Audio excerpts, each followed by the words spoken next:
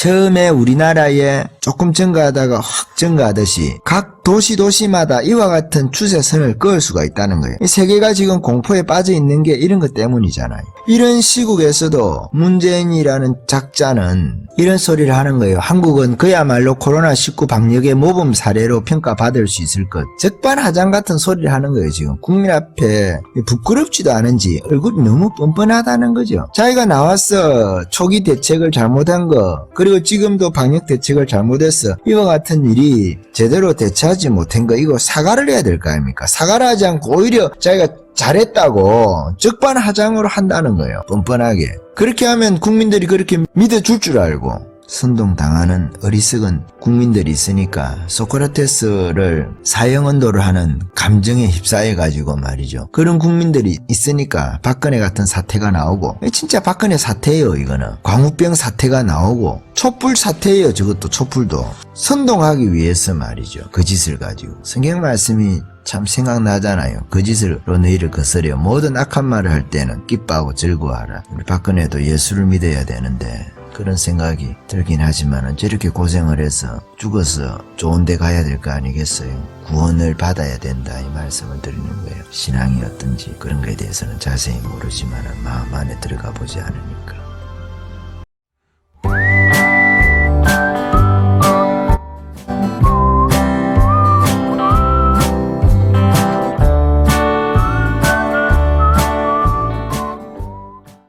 예, 박근혜에게 붙인 죄명이 직권남용이죠. 직권남용인데, 이 직권남용이라는 것은 마치 소크라테스에게 붙였던 죄명 중에 한 가지인 불경죄, 신을 믿지 않는다 혹은 다른 신을 믿는다는 이런 죄와 유사한 겁니다. 구체적으로 죄를 발견을 할 수가 없으니까 사람들의 감정을 선동하기 위해서 선동적인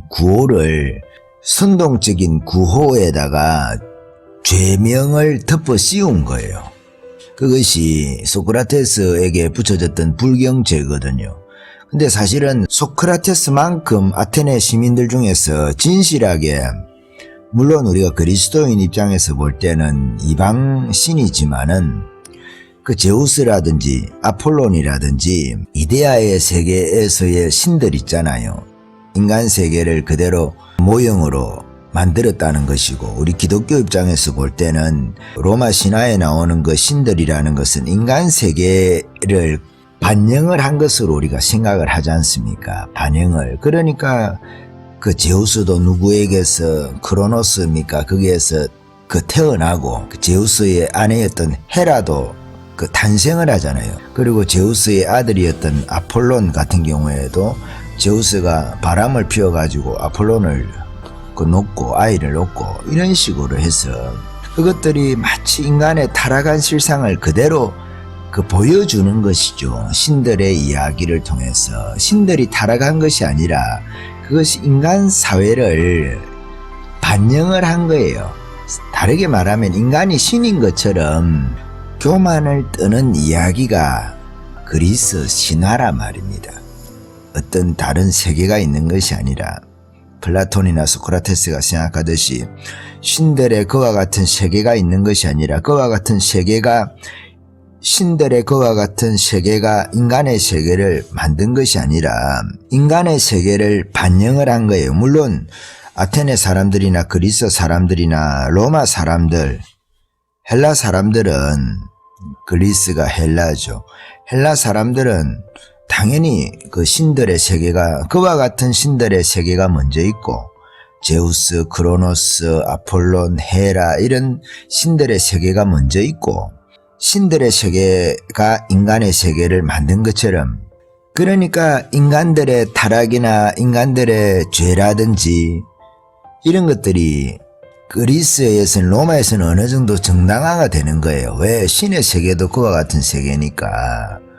신들도 바람을 피워서 애를 놓고 전쟁을 하고 싸우고 이렇게 하는데 인간이 뭐 그렇게 한다고 그 죄가 되겠습니까? 이렇게 되는 거죠, 논리가. 우리의 도덕성이라는 것은 우리가 믿는 그 신 이상이 될 수는 없지 않습니까? 그거든요. 신이라는 것은 그 데오스라는 말이 신으로 사용되지만 하나님이라는 뜻으로 헬라어에서 위해서 우리가 사용을 하죠. 사용을 하지만 원래 그 말은 뭐 성경에 나오는 헬라어의 그 데오스가 우리가 말하는 그 하나님을 가르치는 건 아니잖아요. 그 데오스 자체가 그 제우스라든지 여러 신들을 이야기를 하는 거 아니겠어요. 그렇지만 우리가 데오스를 그렇게 쓰자 기독교에서 그 언어니까 하나님을 지칭하는데 사용을 하잖아요. 호데오스 이런 식으로 남성형으로 해가지고 그러니까 그런 측면이 있다는 거예요. 언어이기 때문에 그런 것이죠. 언어이기 때문에 그러니까 인간의 세계를 반영을 한 것이고 우리가 볼 때 성경적인 입장에서 볼 때 그렇고 그리스 사람들이 볼 때는 신들의 세계가 인간의 세계에 반영이 된 거죠. 참 그렇게 생각을 한다는 게 어렵지만은 우리가 상식적으로 생각할 때는 그건 신앙이니까 데오스 이야기를 잠깐만 하면요. 그 데오스가 무슨 아름다움의 극치 형용사처럼 그 쓰인 거예요. 미의 극치 이렇게 하면은 거기에 그 데오스라는 말이 쓰이면은 가장 아름다운 지극히 아름다운 이런 식으로 형용사처럼 그 데오스가 원래는 쓰였다는 거예요. 그런 측면이 있다는 거예요. 뭐 하나님이라는 것은 그런 것이니까 미의 최고의 극치 이렇게 하면 그 이데아론에 의하면은 이 세상은 하나의 형상이고 이 세상 말고 그 본질이라는 게 따로 있다는 거지 않습니까?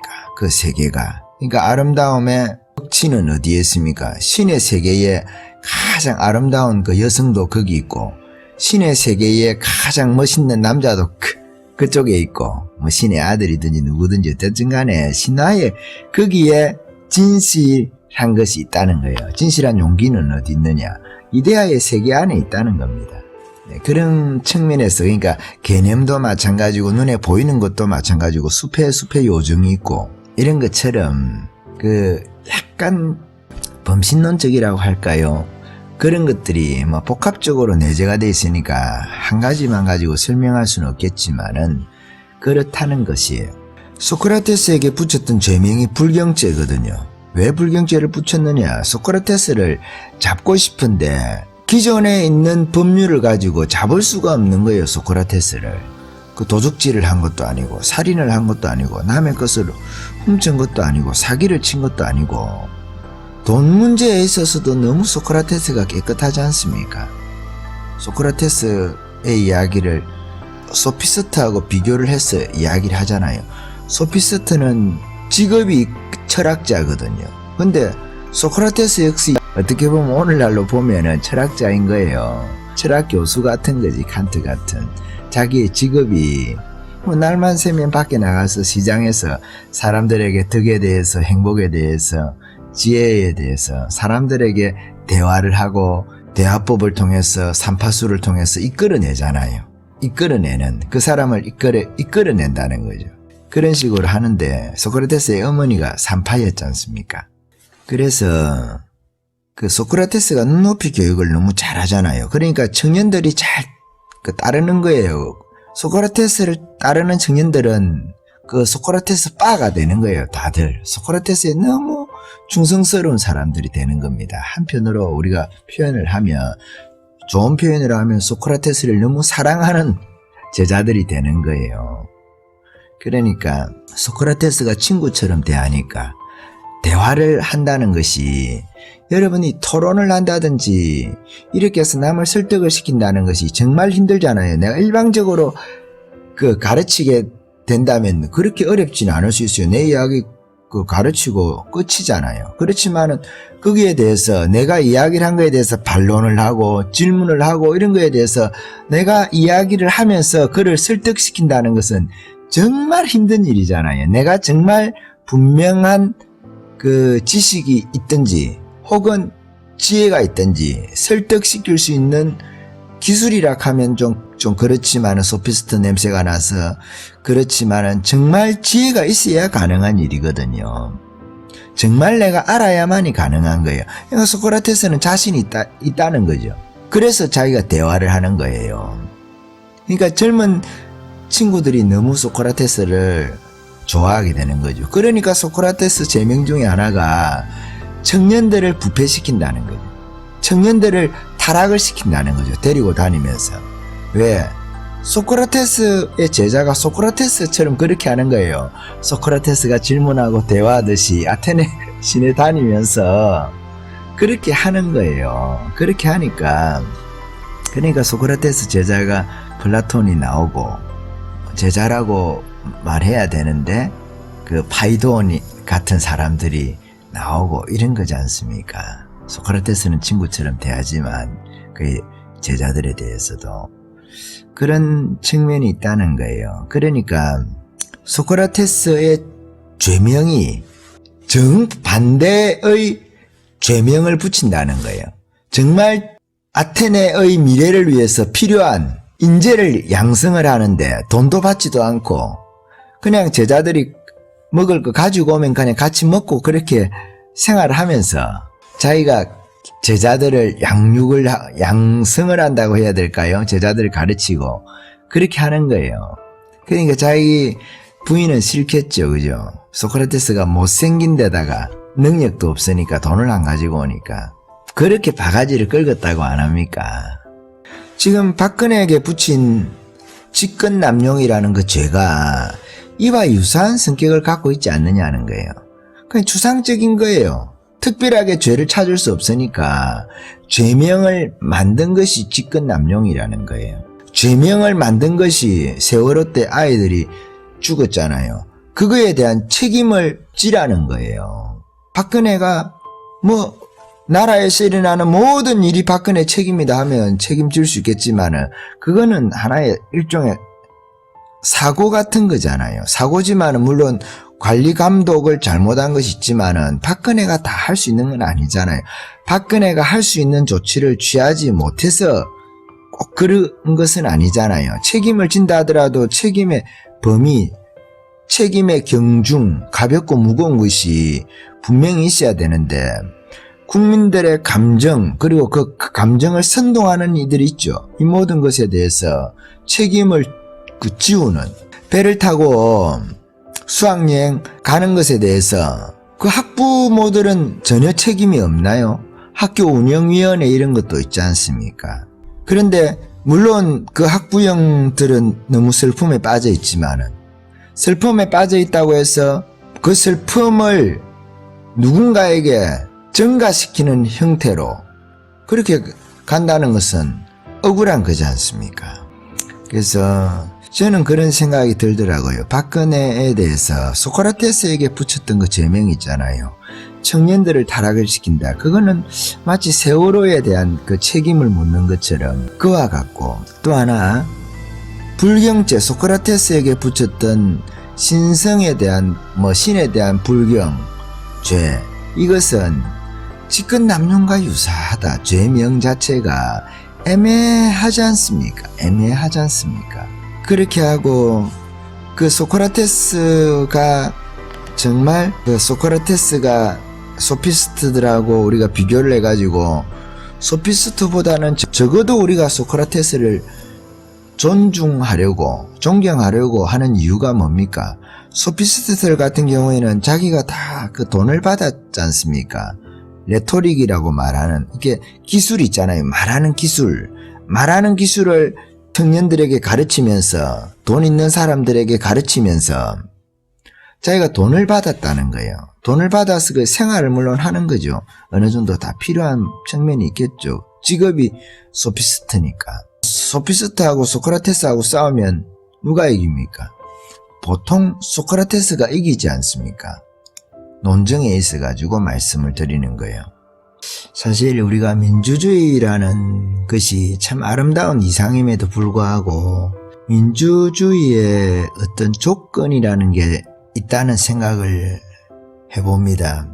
그 소크라테스의 죽음을 가지고 그 민주주의의 비극으로 생각을 해볼 수가 있어요. 우중정치죠. 그 민주주의가 아니라 군중은 우중이다 이렇게 이야기를 하면 참 그 예수님 당시에 예수님께서 돌아가실 때 바리새인들하고 서기관들 대제사장 헤롯 당 이런 사람들이 모여가지고 군중을 선동을 하거든요. 선동을 해서 예수님을 십자가에 못 박는단 말이에요. 이게 빌라도의 재판이죠.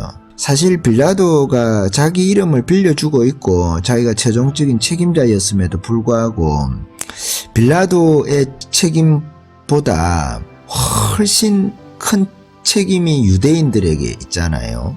유대인들과 그리고 선동된 군중이죠. 민중이죠. 밀란이 일어날 것 같으니까 빌라도가 예수를 죽도록 하는 거거든요. 정치인으로서 선동이 되어가지고 밀란이 일어난다면은 자기에게는 치명적인 문제가 발생하니까. 근데 그런 일들이 소크라테스에게도 있었던 거죠. 밀란과는 다른 방식이지만은 소크라테스 같은 경우에도 자신의 죄명이 불경죄하고 청년을 타락시킨다는 그 두 가지 죄명이었는데, 어떻게 보면 소크라테스는 상을 받아야 되는 건데 청년들을 바른 길로 인도하고 자신의 부인한테도 싫은 소리를 들어가면서 가정을 돌보지 않으면서 도시의 젊은이들을 자기의 지식으로 돌봤단 말이에요. 소크라테스는 자기가 기독교식으로 이야기를 하면은 선지자나 사도라고 생각을 했었어요. 신으로부터 자기가 보냄을 받았다. 그래서 자신은 사람들에게 가르칠 수 있다고 생각을 하는 거예요. 자기 친구가 신전에 가서 물어보니까 이 세상에서 제일 지혜로운 사람이 소크라테스라고 했다고 하는 거지 않습니까? 그래서 그 너 자신을 알라는 그 말도 원래는 뭐 신전에 적혀 있다는 말로 신전에 적혀져 있다는 말이랍니다. 그게 인간에게 하는 이야기죠. 인간은 만물의 척도가 아니다는 이야기예요. 인간이라는 것은 프로타고라스죠. 프로타고라스. 소크라테스도 그렇고 프로타고라스도 그렇고 예수님 오시기 한 500년 전 사람입니다. 프로타고라스가 상대주의자고 소크라테스가 절대주의자입니다. 다시 말하면 소크라테스는 지혜를 말하지만은 신의 전제를 깔고 이야기를 하는 거예요. 신에 대해서. 이 지혜라는 것에 완전한 신에게 있다는 것이고, 인간은 신에게서 지혜를 받아서 이야기를 한다는 거죠. 지혜를 받아서. 근데 인간에게 가장 지혜로울 수 있는 것은 인간이 무지하다는 것을 아는 것, 자기가 정말 모르는 것이 얼마나 많다는 것, 자신이 통찰력이 얼마나 없다는 것을 안다는 것이 인간에게는 가장 큰 지혜라는 거죠. 소크라테스의 유명한 말이 있잖아요. 너 자신을 알라. 소피스트의 창시자라고 할 수 있는 사람이 프로타고라스입니다.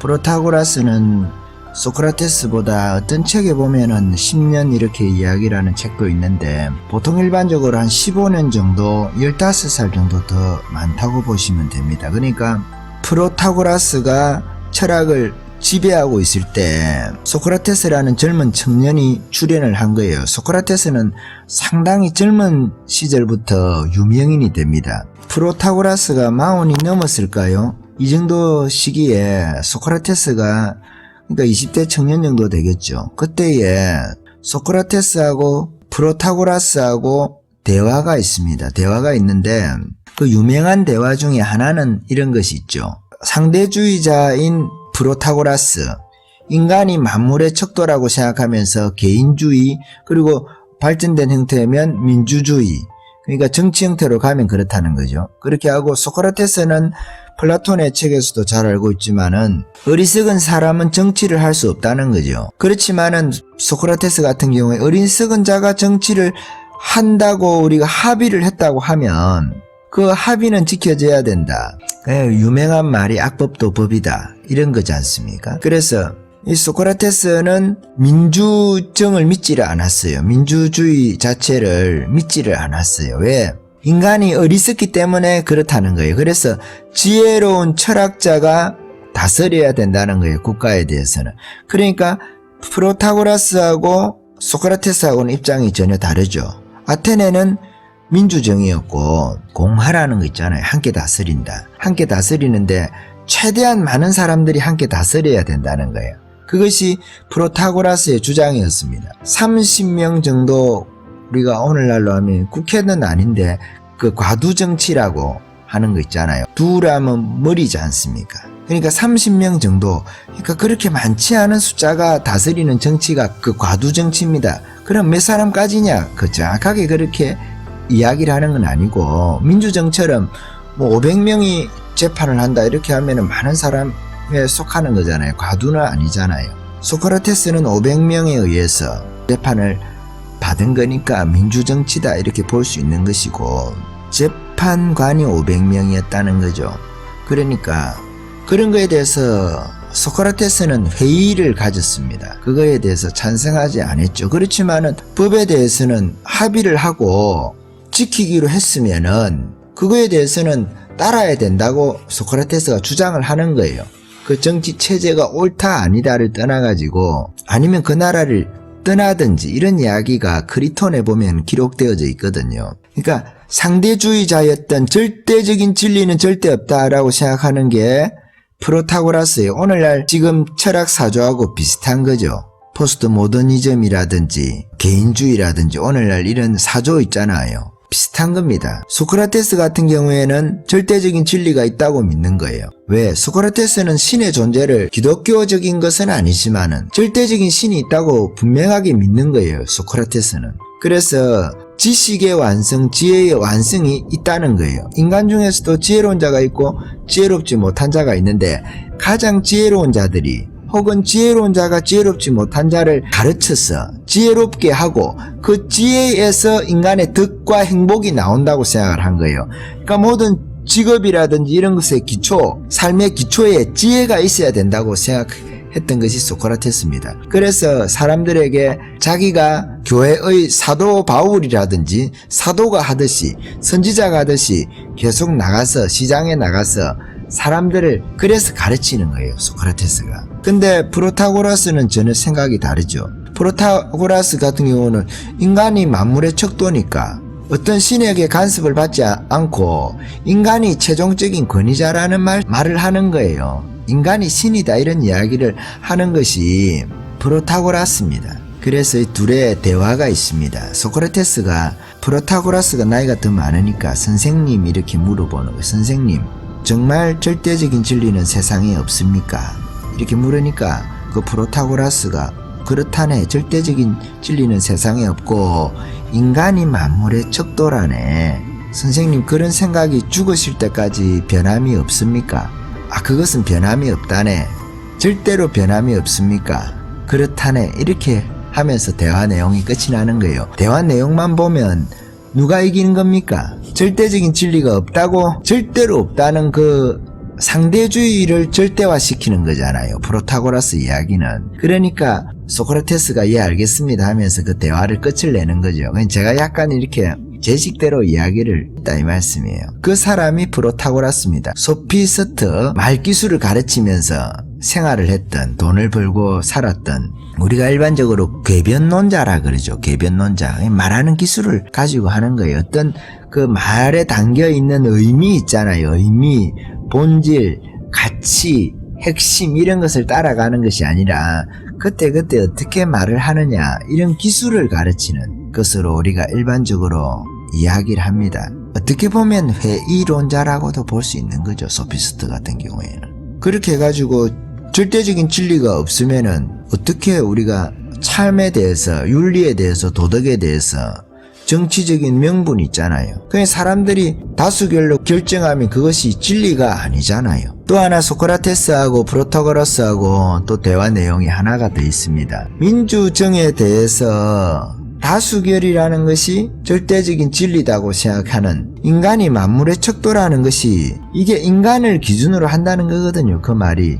여기서 민주주의가 나오는 거예요. 어떻게 보면 참 좋은 거죠. 한편으로는 좋은 거죠. 그렇지만 이 만물의 척도라는 인간이 어리석다는 겁니다. 소크라테스가 볼 때. 소크라테스가 볼 때 인간이라는 것이 얼마나 유한하고, 소크라테스가 맨날 그러잖아요. 너 자신을 알라고. 너 자신을 알라 그 말 속에 너는 만물의 척도가 될 수 없다는 거예요. 인간은. 소크라테스 자신에 대해서도 내가 신탁에 의하면 제일 지혜로운 사람이라고 하는데, 내가 지혜롭다는 그 이유는 모른다는 것을 내가 스스로 알고 있기 때문에, 내가 무지하고 내가 어리석다는 것을 내가 다른 사람들과 비교해서 내가 더 잘 알고 있기 때문에 내가 지혜로운 사람이라고 이야기를 하는 것이다. 이렇게 자신에 대해서 이해를 한단 말이에요. 무지의 자각, 이렇게 이야기를 하죠. 인간이 언제 지혜로울 수 있느냐, 역설적인 말일 수도 있는데, 인간이 언제 가장 지혜로울 수 있느냐, 내가 가장 어리석다라고 생각할 때 내가 무지하구나라는 것을 딱 깨닫는 순간에 사람은 지혜로워진다는 거죠. 그때부터 우리가 알미라는 게 시작을 하잖아요. 내가 뭘 모르는지 모르면 알아야 될 게 뭔지를 모르는 거예요. 내가 뭘 모르는지를 알아야 그때부터 우리가 알아간다는 거죠. 지식이라는 게, 지혜라는 것이 그때부터 시작을 하는 거다 이 말이에요. 프로타고라스처럼 그냥 인간이 태어나면서 혹은 인간이 적당하게 교육받으면 만물의 척도가 되어지는 것이 아니고, 인간도 종류가 너무 많잖아요. 인간도 이 사람 생각 다르고 저 사람 생각도 다른데 어떻게 인간이 만물의 척도가 될 수 있습니까? 이렇게 주장하는 사람들도 있고 저렇게 주장하는 사람들도 있고, 인간 중에 모르는 사람이 너무 많은데 요즘 시대 같은 경우에 더 그렇잖아요.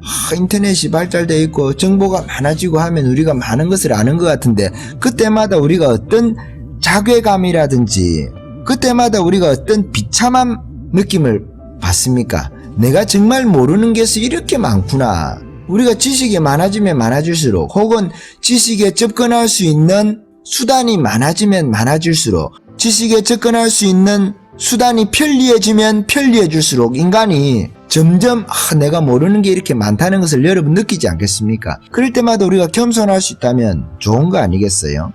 그런 측면에서 소크라테스가 볼 때 인간은 만물의 척도가 될 수 없다는 거예요. 프로타고라스에게 소크라테스가 민주정치라는 것은 그러면 모든 사람이 다스린다는 건데, 함께 어떻게 모든 사람이 다 다스릴 수 있느냐, 모든 사람이 정치에 있어가지고 개입을 할 수 있느냐 이 말이죠. 개입을 할 수 없다고 소크라테스가 생각을 한 거예요. 왜? 사람들은 그렇게 전문적이지가 않다는 거예요. 그렇게 통찰력이나 지혜가 모두가 그 지혜를 공유를 하고 있지 않다는 거예요. 우리가 모두가 다 지혜로우면 그 프로타고라스 네 이야기가 맞다는 거죠. 그렇지만은 그렇지 않다는 거예요. 인간이라는 것이. 그래서 집단지성이라는 것도 한계를 가진다는 거예요. 집단지성이라는 말을 하면서 집단지성을 선동구호로 사용을 한다는 거죠. 사람들은 어리석은 군중을 지혜로운 것처럼 선동을 하는 거예요. 자기가 그 생각을 제공을 하면서 뒤에서 누군가 선동을 하면서 너희들은 지혜롭다고 말을 하면서 선동을 하는 거예요. 어리석은 군중인데 거꾸로 역으로 소크라테스가 정말 지혜로운 사람이잖아요. 젊은 사람들을 바르게 이끌잖아요. 자신의 가정을 희생해 가면서, 마누라에게 바가지를 긁혀가면서. 70평생은 아니겠지만은 결혼하고 나서 그렇게 셋을 키워야 되는데 남자는 무능력해, 능력 없지. 소크라테스 그 동상 같은 거 봤습니까? 참 못생겼습니다. 대머리에다가 얼굴도 울퉁불퉁하게 생겼고 그렇습니다. 배도 나오고. 근데 소크라테스가 전쟁에 나갔는데, 늙어서도 전쟁에 나갔는데 그렇게 칼을 잘 썼답니다. 무장이라 무장. 한편으로는 소크라테스가 프로타고라스에게 문제를 제기하는 거예요. 도시나 국가를 운영하는 데 있어 가지고 그 문제를 심의할 때 만약에 우리가 누구나 말은 할 수 있다는 거예요. 뭐 대장장이도 말하고, 신발 만드는 사람도 이야기를 하고, 장사하는 사람도 이야기를 하고, 물고기를 잡는 사람도 이야기를 하고, 부자도 이야기를 하고, 가난한 사람도 이야기를 하고, 좋은 가문에서 태어난 사람도 이야기를 하고, 비천한 가문에서 태어난 사람도 이야기하고, 누구나 일어나서 그들을 충고하고 이야기를 하는 건 좋다 이거예요. 그런데 그 이야기들에 대해서 아무도 비난하지는 않는다는 거예요. 어떤 비난을 하지 않느냐면, 그들이 어떤 선생의 가르침도 받은 적이 없는데 저렇게 정치에 대해서 이야기를 한다고 그렇게 비난하지 않는다는 거예요. 전문 지식이 없는데, 저들이 배우질 않았는데 정치에 대해서 어떻게 저렇게 충고하려고 하는 거에 대해서, 정치는 이래야 된다, 국방은 이래야 된다, 외교는 이래야 된다, 이번에 방역은 이렇게 저렇게 해야 된다는 것에 대해서 비난하지 않는다는 거예요. 그렇게 말해도. 왜? 그 이유는 명백하다고 하면서 이것을 이게 배울 수 있는 것이라고 생각을 안 한다는 거예요. 그러니까 의학에 대해서, 국방에 대해서, 외교에 대해서 일반 백성들이 배울 수가 없잖아요. 사실 배울 시간도 없고, 그러니까 그 배우지 않는 사람들이, 전문적인 지식이 없는 사람들이 그렇게 말한다고 해서 왜 그런 이야기를 하느냐, 잘못된 이야기를 하느냐, 그냥 흘려듣지 그렇게 말을 하지 않는다는 거예요. 그 말 자체가 모든 사람들이 함께 그것을 결정을 하면 안 된다는 그 역설이라는 거죠. 국가를, 정책을 결정하는 일에 아주 큰 문제에 있어가지고 뭐 헌법을 바꾼다든지 이렇게 할 때 지금 그렇게 하잖아요. 우리가 전체 국민 투표를 한다든지 이렇게 하는데, 모든 일에 있어가지고 국민 투표하고, 이런 일이 있으면 또 국민 투표하고, 이번에 중국인 입국 금지 우리가 반대를 하잖아요. 반대를 하는 데 있어가지고 입국 금지를 시켜야 되는데 안 시키는 거에 대해서 반대를 하는데, 이런 사안이 일어났다. 그렇게 할 때마다 또 국민 투표를 해가지고 국민에게 물어보고 결정을 하고, 이렇게 할 수도 없고 그렇게 했어도 안 된다는 거예요. 왜? 국민들이 그 많은 지식이 있는 것이 아니니까 그냥 전문가들이 그것은 결정을 해야 되는데, 그 전문가들의 의견을 얼마나 국가가 반영을 할 수 있느냐, 이 문제라는 거죠. 지금은 그렇게 하고 있지 않은 것 같지 않습니까? 전문가들의 이야기를 듣지 않는 정부, 이게 문제긴 한데, 그 소크라테스하고 프로타고라스는 그렇게 생각을 한다는 거예요. 서로 다르게. 그러니까 소크라테스의 죽음 같은 경우도 그런 거죠. 소크라테스가 민주정치가 아니었다고 하면 죽지 않았을 수도 있어요. 이게 플라톤의 생각이죠. 플라톤이 자기 스승이 그렇게 그 지혜로울 뿐만 아니라 어떻게 보면 아테네에서 가장 선한 덕성을 지닌 사람이 그렇지 못한 사람들의 다수결에 의해서 죽잖아요. 사형 판결을 받아가지고 죽으니까 플라톤이 민주정치는 안 된다고 생각을 하는 겁니다. 그렇게 해서 국가가 나오는 거죠. 플라톤의 국가, 철인정치라는 게 나오는 겁니다. 그 철학자 할 때 그 지혜로운 할 때 철자지 않습니까? 철학이라는 게 철학자가 정치를 해야 된다는 거예요. 지혜로운 사람들이 정치를 해야 된다는 거예요. 그러니까 소크라테스 같은 사람이 정치를 해야 된다는 거예요. 그러니까 소크라테스 죽음이라는 게 그렇게 영향을 미치는 거죠. 아니면 소크라테스가 아니면 소크라테스에게 배움을 받는 그런 사람들이 전문성을 가지고 통찰력을 가지고 지식과 지혜가 있는 사람들이 정치를 해야 된다는 거죠. 오늘날 이걸 적용을 하면 어떻게 해야 되겠어요? 국민들이 최대한 지혜로워서 그들이 선동에 당하지 않으면서 자신의 이익보다 국가의 이익을 더 신경을 쓰는 사람을 뽑아야 된다는 겁니다. 소크라테스 같은 사람이죠. 한편으로 보면 소크라테스가 자신의 이익을 위해서 가르치지 않잖아요. 그 소크라테스가 자신에 대해서 변명을 하면서 그렇게 해요. 내가 시장에 나가서 젊은이들을 가르치고 내가 시장에 나가서 많은 사람들을 가르쳤는데 그것은 그들의 이익을 위해서 그렇게 한 것이라고 이야기를 해요. 내가 그들에게 돈을 하나도 받지 않았다는 거예요. 왜? 내가 가르치는 것이 오해를 받을 수 있기 때문에, 내가 돈 때문에 이것을 가르친다라고 사람들이 생각을 하지 않게 하기 위해서 자신은 돈을 받지 않고 가르쳤다고 하는 거예요. 그렇게 하면서 자신이 지금 70이 된 나이에서도 내가 가난하다는 것이 그 증거다라고 이야기를 해요. 정의로 이런 거죠. 법정에 가면 정의로 위로 이런 거 붙이지 않습니까? 증거의로 이런 거죠. 소크라테스가 참 상을 받아도 뭐 한 사람이 저렇게 사형 선고를 받았다는 거죠.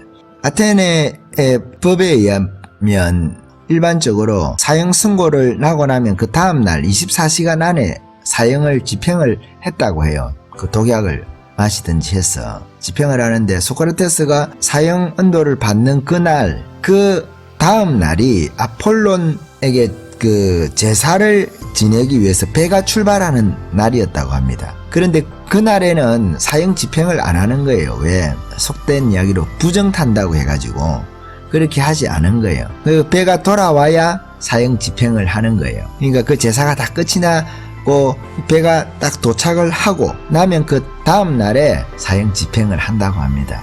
그러니까 그 기간이 한 달이 있었던 거예요. 한 달. 그래서 소크라테스 같은 경우에는 바로 사형 집행을 당하지 않고 한 달 있다가 죽거든요. 이제 배가 돌아온다는 소식이 들리는 거예요. 그것을 소크라테스하고 나이가 동갑인 어릴 때부터 친구 크리톤이 듣거든요. 크리톤이 듣고 소크라테스에게 탈옥을 하자고 이야기를 합니다. 그날 새벽에 배가 돌아온다는 소식이 있으니까 소크라테스에게 탈옥을 권유합니다. 외국에 갈 거를 권유를 해줘. 외국에 가서 살아라. 그렇게 하면서 우리가 만약에 소크라테스를 탈옥을 시켰다는 이유로 자기하고 또 자기 친구들이 또 뒤에 있는 거예요. 가기는 크리톤 혼자 갔어요. 새벽에 가서 일찍 갔는데 소크라테스가 곤히 너무 편안하게 잠을 자고 있는 거예요. 소크라테스하고 그 친구들은 이제 소크라테스가 죽을 날이 정말 가까워 오니까 그 배가 델로스 섬입니까? 그 섬에서 섬의 제사를 지내고 이제 아폴론에게 제사를 지내고 올 겁니다. 먼저 온 배들이 있으니까 소식이 들려오는 거예요. 그 배가 다시 제사를 다 지내고 돌아온다는 거예요. 돌아온다 하니까 자기네들이 친구지만은 아버지처럼 따랐더니 소크라테스가 죽는구나 생각을 해서 탈옥을 시키려고 외국으로 빼돌리려고 다 준비를 한 거예요. 배도 준비해놓고 막 이리 해놓은 거예요. 그렇게 하고 뭐 돈도 많이 들 텐데도 이 크리톤이 얼마 들지 않더라. 싸게 가는 방법이 있더라. 이렇게 하면서 그 크리톤에 보면 그런 내용들이 나와요. 짧은 내용이거든요. 크리톤은 내용이 짧죠. 근데 소크라테스가 꿈을 꾼 거예요. 꿈을 꿨는데 그 배가 오늘 온다고 소식이 온 거예요. 오늘 온다고. 그러니까 크리톤이 새벽같이 온 거예요. 크리톤이 새벽같이 와서 벌써 왔는데 소크라테스가 자고 있으니까 세상 모르고 자고 있으니까 그것을 옆에서 가만히 한참을 기다립니다. 한참을 기다리고 깨우지 않거든요. 이제 소크라테스가 일어날 때쯤 돼서 이제 이야기를 하는 거예요. 부시시 일어나서 소크라테스가 이 꿈을 꾼 거예요. 꿈을 꿨는데 크리톤 이야기는 오늘 이제 그 제사 지낸 그 배가 온다는 거예요. 그래서 내일 이제 죽는 거예요. 크리톤 생각으로. 근데 소크라테스가 꿈을 꾸니까 그게 오늘 오지 않고 내일 온다는 겁니다. 그러니까 죽을 날이 3일 남은 거죠. 그러니까 금요일이면 월요일 죽든지 이렇게 되는 거죠. 금요일이면 주일날 죽든지 토요일이면 월요일이든지 이렇게 되는 거죠. 죽는 날이. 그래서 참 꿈 한번 신기하다 하면서 소크라테스가 이렇게 저렇게 자기가 탈옥을 하지 않아야 되는 이유, 내가 70평생의 원칙을 지키면서 살고 다른 사람들에게도 원칙을 지키라고 하면서 살았는데 자신이 지금 도망가 버리면 자신이 가르쳤던 것이 다 헛것이 되지 않느냐, 이런 비슷한 이야기를 합니다. 그리고 참 크리톤이 친구가 우정이 대단한 것이 크리톤이 그런 이야기라 하거든요. 소크라테스를 탈옥을 시켜가지고 우리가 들켜가지고 나와 우리 친구들이 들켜가지고 비방을 당한다든지 어려운 처지에 정치적으로 있게 된다든지 혹은 우리의 재산이 빼앗긴다든지 이런 것도 우리는 다 각오를 하고 있다는 거예요. 그렇게 각오를 하면서 소크라테스를 탈옥을 시키려고 했던 거예요. 그런 일이 있어도 우리는 다 각오가 돼 있네 하면서.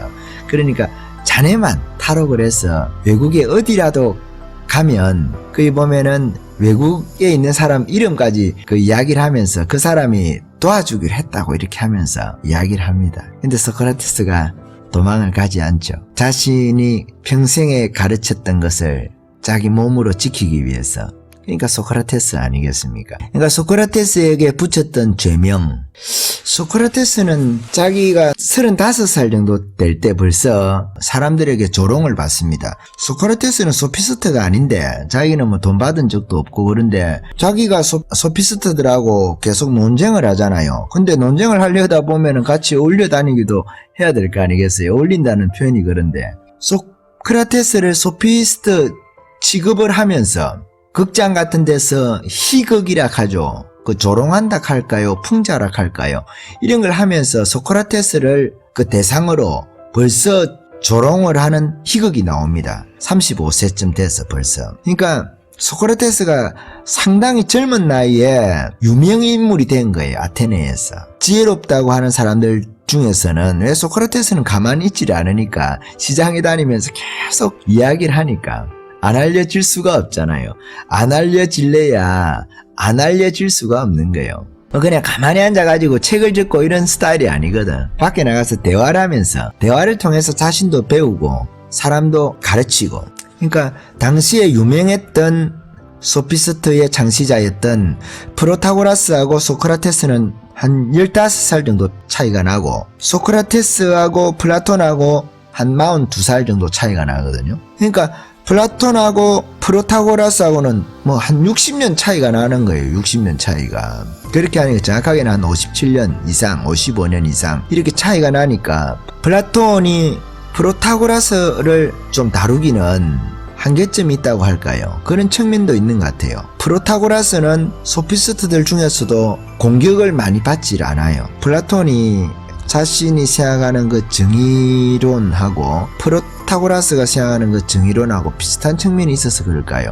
플라톤은 절대적으로 다수가 정치를 할 수 없다고 생각을 했죠. 프로타고라스하고 다르죠. 정치하는 사람들은 정치를 하고 농사 짓는 사람들은 농사를 짓고 군인들은 군인의 일을 하고 이런 거 있지 않았습니까? 한계 때문에 그렇다는 거예요. 인간이 가진 그 역할이 다 있다는 거예요. 우리가 한계가 있잖아요. 모든 것을 다 할 수는 없잖아요. 농사 지으면서 우리가 정치도 다 할 수 있다. 절대 그렇지 않지 않습니까? 정치라는 것도 어느 정도 전문적인 영역이거든요. 우리가 사람을 뽑을 때 우리가 잘 뽑아야죠. 잘못 뽑을 때 이거에 대한 책임을 국민 전체가 지게 된다는 거예요. 그러니까 국민이 선동당하지 않는 그 숫자가 얼마나 많으냐. 그래야 민주정치가 제대로 된다는 겁니다.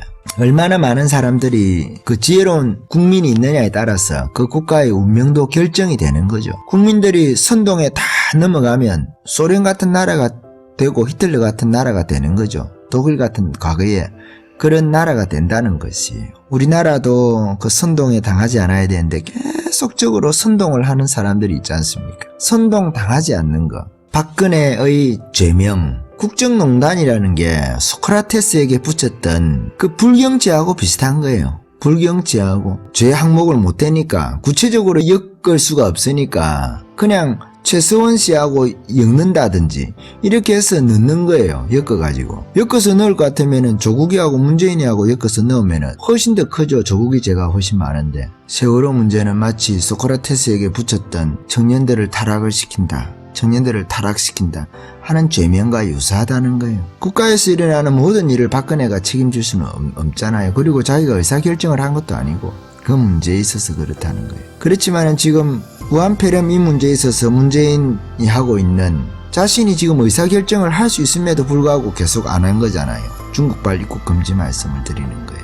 그렇게 해서 이 사태를 키운 거 아니겠어요. 대구 같은 도시가 타 지역에서 생긴다는 겁니다. 계속. 왜 이 폐렴이라는 것이 백신이 없잖아요. 이게 스스로 낫는 게 아니면 백신으로 고칠 수가 없다는 거잖아요. 지금. 그러니까 지금 몇 명 안 된다 걱정 안 할 게 아니에요. 이게 점점 숫자가 많아지지 않습니까? 처음에 우리나라에 조금 증가하다가 확 증가하듯이 각 도시마다 이와 같은 추세선을 그을 수가 있다는 거예요. 세계가 지금 공포에 빠져 있는 게 이런 것 때문이잖아요. 이런 시국에서도 문재인이라는 작자는 이런 소리를 하는 거예요. 한국은 그야말로 코로나19 방역의 모범 사례로 평가받을 수 있을 것. 적반하장 같은 소리를 하는 거예요. 지금 국민 앞에 부끄럽지도 않은지 얼굴이 너무 뻔뻔하다는 거죠. 자기가 나와서 초기 대책을 잘못한 거, 그리고 지금도 방역 대책을 잘못해서 이와 같은 일이 제대로 대처하지 못한 거, 이거 사과를 해야 될 거 아닙니까? 사과를 하지 않고 오히려 자기가 잘했다고 적반하장으로 한다는 거예요. 뻔뻔하게. 그렇게 하면 국민들이 그렇게 믿어줄 줄 알고 선동당하는 어리석은 국민들이 있으니까 소크라테스를 사형언도를 하는 감정에 휩싸여가지고 말이죠. 그런 국민들이 있으니까 박근혜 같은 사태가 나오고, 진짜 박근혜 사태예요. 이거는 광우병 사태가 나오고 촛불 사태예요. 저것도 촛불도 선동하기 위해서 말이죠. 그 짓을 가지고. 성경 말씀이 참 생각나잖아요. 거짓으로 너희를 거스려 모든 악한 말을 할 때는 기뻐하고 즐거워하라. 우리 박근혜도 예수를 믿어야 되는데 그런 생각이 들긴 하지만은 저렇게 고생을 해서 죽어서 좋은 데 가야 될 거 아니겠어요. 구원을 받아야 된다 이 말씀을 드리는 거예요. 신앙이 어떤지 그런 거에 대해서는 자세히 모르지만은 마음 안에 들어가 보지 않으니까. 그렇지만은 밖으로 보여지는 것은 아직 예수를 믿지 않는 것 같으니까 예수를 믿고 구원받고 이렇게 하면 좋겠다 하는 생각을 가져봅니다. 말씀이 길었습니다. 여기까지 할까요? 아멘.